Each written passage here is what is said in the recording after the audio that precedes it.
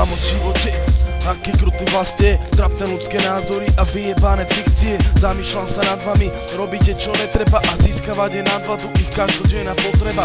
Hororové scény ako vytrhnuté z filmu, hľadaš oporu, no nevždy nájdeš tú silnú. Mladí ľudia odchádzajú z tohto sveta veľmi často, dôvody ich umrtia ty nepochopíš ľahko. Myšlenkové pochody inak často znejú, životné skúsenosti len tak časom prejdú. Niekto má na drogy srdca ľahký spôsob života, keď nič nespravíš, tak z teba štát urobí kokota.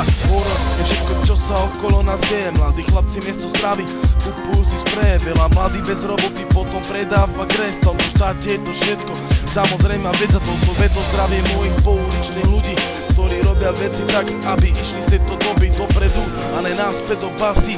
Jebať pangle, keď na nás nemajú dokazy.